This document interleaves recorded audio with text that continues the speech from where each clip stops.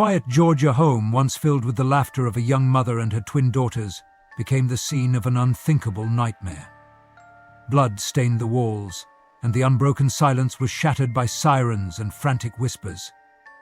Nikki Whitehead, a woman who had fought her way through life's deepest struggles, was found lifeless in her own bathtub.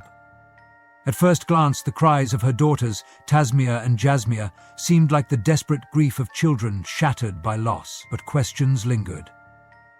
Small cracks in their story began to weave a web of doubt, an unease that pulled investigators toward a truth they could barely comprehend. What could push two daughters to raise their hands against the very woman who gave them life? Welcome to True Crime Theatre HQ. For more gripping stories like this, subscribe and hit the notification bell so you won't miss what comes next. Nikki Whitehead's life began on a track marred by hardship, almost as if the odds were stacked against her from the moment she entered the world. Born behind the cold bars of a prison, her first cries filled a space built for confinement rather than comfort. Her mother, incarcerated for drug possession, saw Nikki only briefly before the baby was passed into the care of her grandmother. It was in her grandmother's modest home that Nikki grew up, surrounded not by the guiding hand of a parent, but by the challenges of a childhood overshadowed by consequence and survival. Rules and structure were loosely applied. Nikki was allowed to drift without much direction. By the time most kids worried about curfews or homework deadlines, Nikki was already navigating the turbulent waters of early motherhood at just 17 years old. Her twin daughters, Tasmia and Jasmia, affectionately called Taz and Jazz, were the light in Nikki's often dark world. Holding those tiny, fragile lives in her arms, she vowed to give them more than she had received, to pull herself out of a cycle of struggle and create a future that sparkled with possibilities. Nikki poured her energy into providing for them as both protector and provider, juggling jobs and enduring setbacks, but always with her dreams fixed on her daughter's potential. For 12 years, the trio lived with Nikki's grandmother. This multi-generational home may have offered stability, but Nikki wanted more. More space, more opportunity, more of everything for her girls. Her ambitions led her to Conyers, Georgia, a small, peaceful suburb about 20 miles from where she had grown up. It was a fresh start in a place chosen with care, where she believed her daughters could thrive. Here, Nikki planted seeds for a future she hoped would take root. She worked tirelessly to enroll them in dance and music classes, signed them up for extracurricular activities, and made sure they had everything they needed to chase their dreams. On the surface, they were a picture of success. A single mom and her two talented daughters finding their way together. Nikki did their hair, styled their clothes, and celebrated every accomplishment, big or small.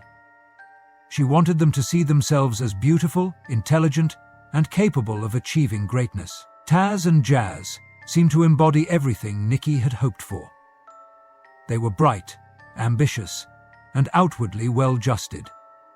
Straight-A students, they dazzled their teachers and peers alike with their intelligence and charm. Nikki would beam with pride as they spoke about their dreams of attending Harvard, their love for arts and music, and the promising futures ahead. To the outside world, they were the quintessential success story. A once struggling mother raising two daughters destined for greatness. But even the strongest foundations can conceal cracks, and Nikki's small family was no exception. Subtle shifts in the twins' behavior began surfacing during their high school years, like the first distant grumblings of a storm that Nikki, despite her best efforts, could not calm. The cheerful compliance of their childhood gave way to arguments and resistance as new words entered their lives, words like no. Nikki, wanting to protect her daughters and guide them, began laying down rules they hadn't known before. Curfews were set, phones were taken away when used inappropriately, and forbidden boundaries were drawn around relationships and social activities. Taz and Jazz, once so precocious and obedient, increasingly bristled under Nikki's authority. The friction between mother and daughters escalated. School nights turned into silent standoffs, mornings into tense exchanges, and punishments into outright rebellion. It wasn't just defiance. It was something sharper, something with an underlying anger that slowly began to cut into the fabric of their lives. Nikki's pleas for respect and cooperation were met with resistance, sometimes outright scheming. "You can't talk to older boys," she would insist. Or, "You need to be home by this time," trying desperately to instill boundaries that felt reasonable to her, but oppressive to them. Arguments that once blew over now lingered, leaving scars on their family dynamic. Rumblings of resentment began to cloud what had once been a vibrant partnership between a mother and her daughters. Nikki's strictness, born out of concern and love, was seen as control and limitation through the eyes of her teenage girls. And each moment of defiance seemed to chip away at the love she thought could weather anything. The first breaking point came with the smallest of things: cell phone privileges. Jazz wanted to talk to older boys, to live without the shackles of rules, and to test her boundaries. Nikki, thinking she could pull her rebellious daughter back from the brink, confiscated her phone, asserting the authority she thought was still hers. But instead of resolving the issue, the act lit a spark that began to feed an altogether different kind of fire. The growing tension didn't just hinge on phones or curfews, but on a deeper sense of discord. Nikki's girls weren't just pushing back against her. They were seemingly pushing her away, insisting they wanted to return to their great-grandmother's house, where rules didn't feel as strict. Nikki was adamant, however. This was their home. This was where their future lay. Even if they couldn't see it yet, they had to stay and work it out as a family. To anyone on the outside, Taz and Jazz remained the brilliant young women with the golden futures. Few could have guessed the divide that was growing, or the fear that began appearing in Nikki's eyes, something she couldn't suppress for long.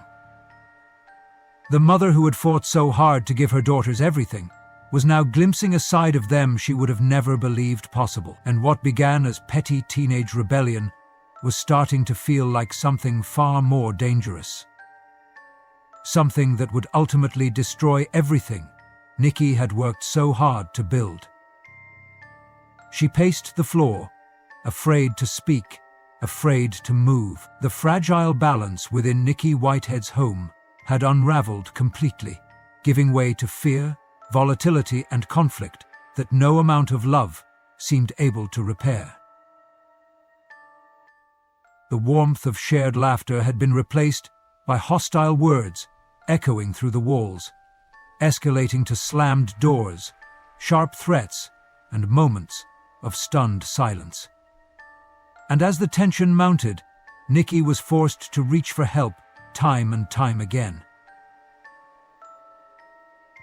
The first 911 call had felt like a reluctant admission that despite her best efforts, she was losing control of her daughters, twins who once filled her with such pride. That night, as the faint light of the moon poured through the windows, Nikki had woken to an empty room and the gut-wrenching realization that one of the girls was gone. Frantically checking Tasmia's and Jasmia's beds, she found Jazz missing.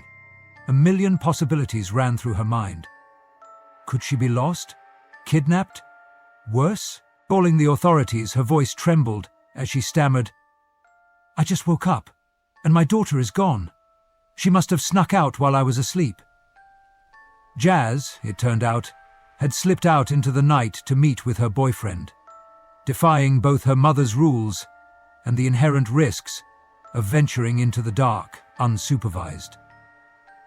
When confronted, her response was neither apologetic nor regretful. Instead, it was laced with anger and defiance. Another fragment of trust between mother and daughters shattered beyond repair.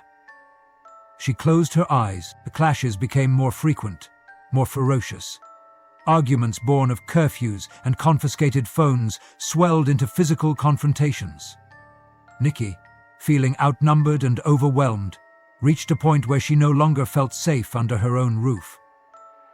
Her calls for help multiplied, summoning local officers who quickly became familiar with the Whitehead household. Officer Myra Scruggs was among those who responded, speaking at length with Nikki and the twins in an attempt to understand the chaos within their walls.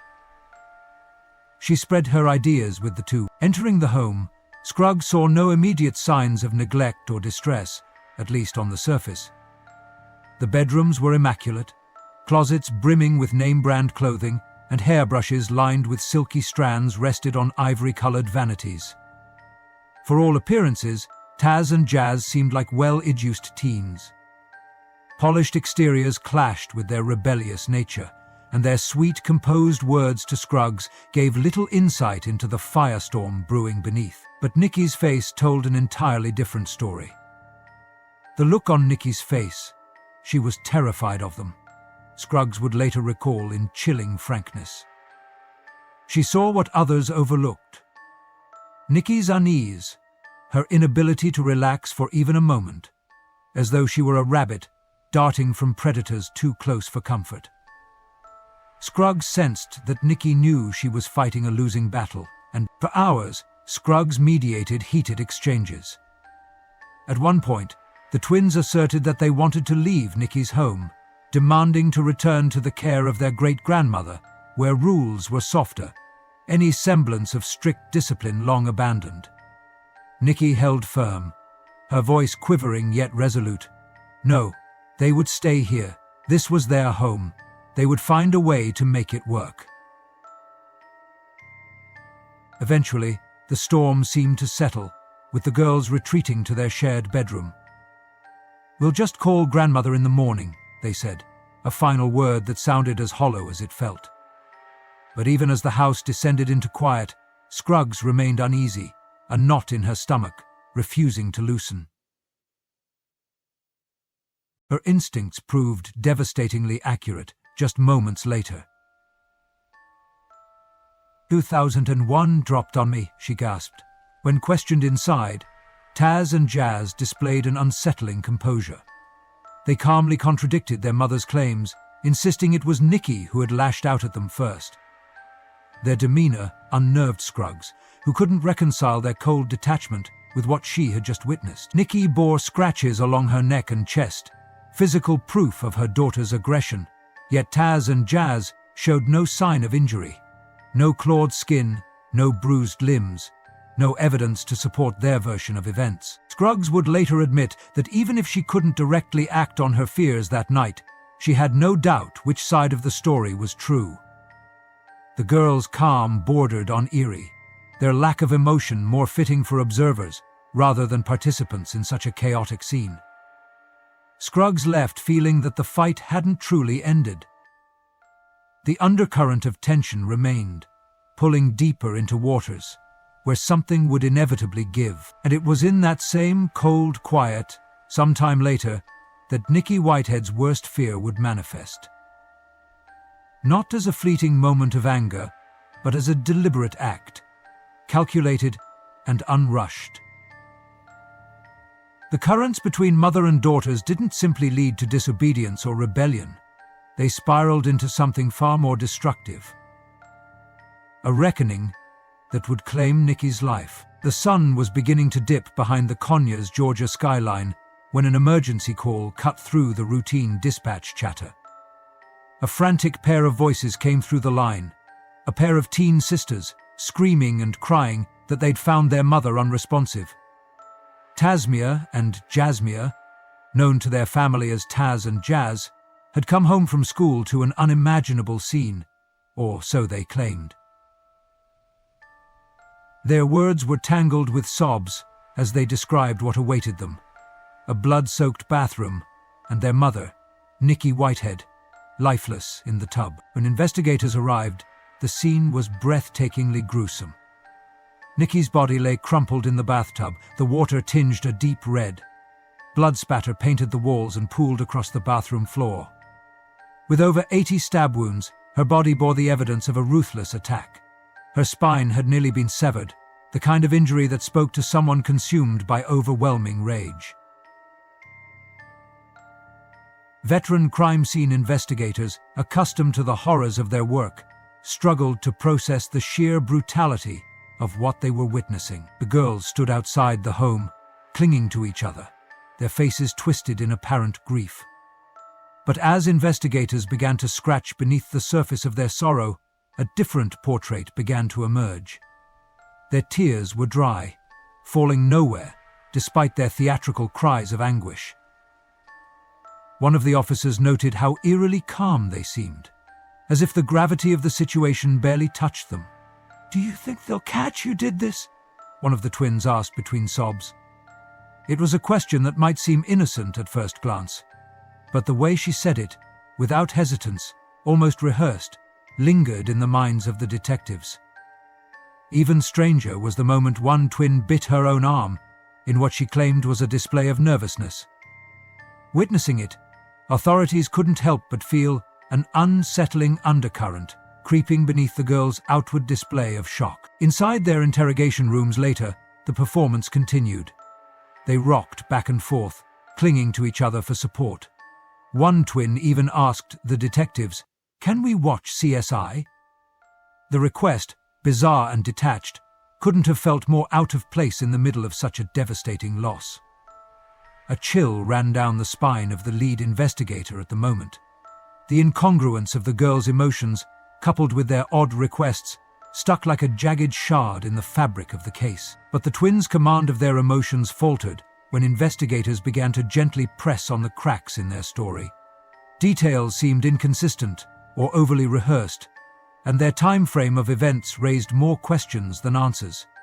They claimed to have walked to school that morning after missing the bus, yet a surveillance video from a nearby gas station revealed a starkly different reality. They had, in fact, hitched a ride with a stranger. Beyond their behavior, the house itself whispered secrets Nikki could no longer share.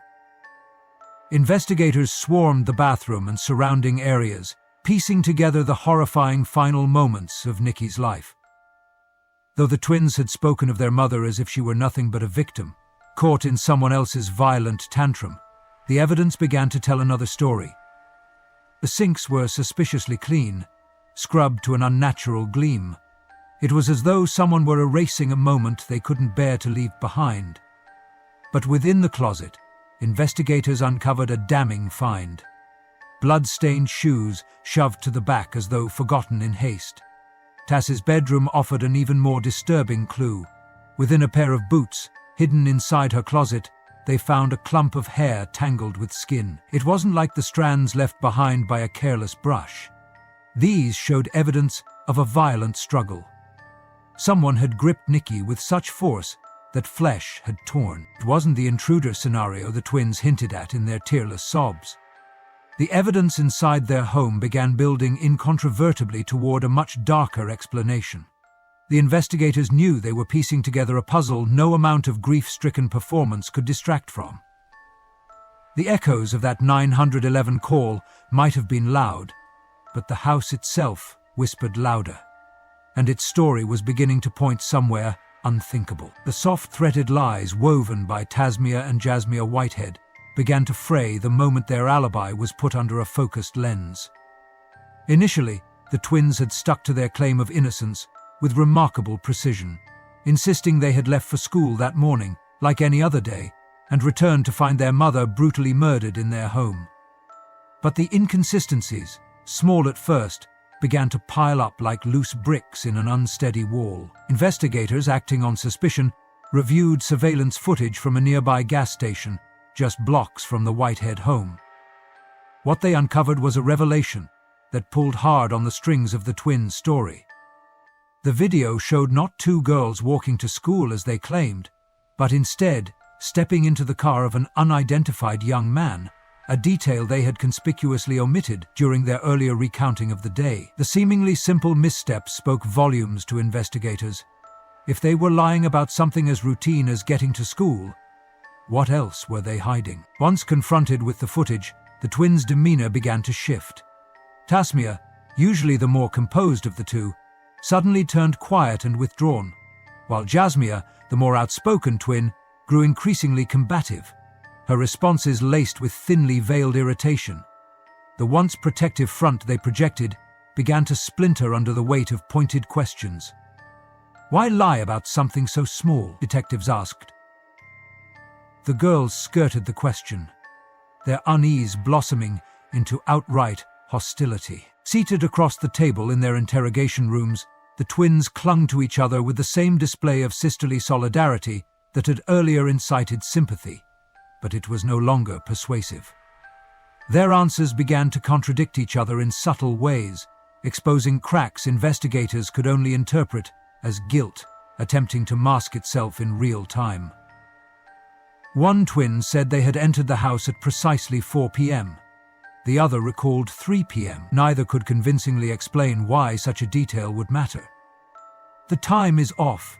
The rest isn't," Jasmiri snapped in frustration. Detectives, however, weren't convinced. They pressed further, their questions slicing through the silk-thin veneer the twins had projected. It wasn't just their alibi that concerned the authorities. It was their behavior. Once wide-eyed with stage sorrow, the twins' faces began to reveal hints of the rage simmering beneath. Their arguments turned aggressive, their hostility palpable, as the air in the room thickened with tension. Investigators noticed their hesitation to discuss Nikki's final hours, how they would visibly fidget or fall into defensive silence at the mere mention of the violence inflicted upon their mother. Then came the turning point, the breakthrough that pushed the investigation from speculation to certainty. Forensic examination of the crime scene yielded significant, irrefutable evidence that painted its own harrowing picture. Among the most critical finds was a bite mark on Tasmia's arm that matched Nikki Whitehead's dental records. The mark was no small detail. It was Nikki's final act in a brutal, frenzied struggle for her life. The bite, preserved in bruised ridges and abrasions, told investigators that Nikki had fought back until the very end. The cause of death was still unknown, but her death and another damning piece of evidence came in the form of strands of hair found clenched in Nikki's teeth during the autopsy. The hair was unmistakably Tasmia's, pulled during what investigators could only describe as a desperate attempt by Nikki to defend herself against her attackers. Forensic analysis confirmed what detectives had begun to suspect all along. The girls hadn't stumbled upon their mother's body by accident. They were the storm at the center of the brutality. Confronted with this undeniable evidence during questioning, the twins' fragile composure crumbled further into anger and panic. At one point, when shown the analysis results matching Nikki's hair to their own, one of the twins buried her head in her hands, refusing to respond. The other muttered under her breath, her words just loud enough to echo in the silent room. "She pushed us too far. She never left us any room." It was no confession, but it was enough to stir gasps of realization among the detectives in the room. The final piece that unraveled any remaining traces of the twins' carefully constructed alibi was the discovery of blood patterns in the bathroom. Forensic experts pieced together a narrative too vivid to ignore. The cast-off blood evidence mirrored movements consistent with multiple people wielding knives, suggesting the attack was not only premeditated, but required coordination. The specific cleaning patterns in the sink indicated deliberate efforts to wash away evidence, movements traced directly to the time window the twins claimed to have been at school. Overwhelmed by the weight of mounting evidence, authorities made their decision. Later that evening, Tasmia and Jasmia Whitehead, barely out of their teens, were arrested and charged with the murder of their mother, Nikki Whitehead. The world outside watched in disbelief as the twins, wrapped in youthful innocence, transformed under the scrutiny of investigative lights into figures of cold calculation. For the detectives, the arrests ended months of painstaking work, but left behind a trail of haunting questions about what had led to such a horrifying betrayal. And as they led the twins out in handcuffs, the quiet suburban streets of Conyers seemed to hold their breath, carrying the weight of a truth that no one could ever have prepared to confront. 4 years after the brutal murder of Nikki Whitehead, the courtroom was filled with a mix of tension, disbelief, and muted gasps as Tasmia and Jasmia Whitehead finally broke their silence. What had once been shrouded in denials and pretentious innocence dissolved in the stark reality of their confession.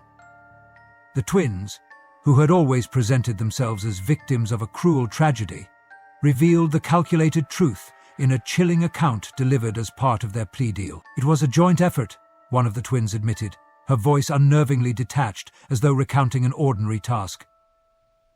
"We just wanted it to be over." The confession unfolded the horrifying details of a premeditated plan that had festered long before the knives were drawn.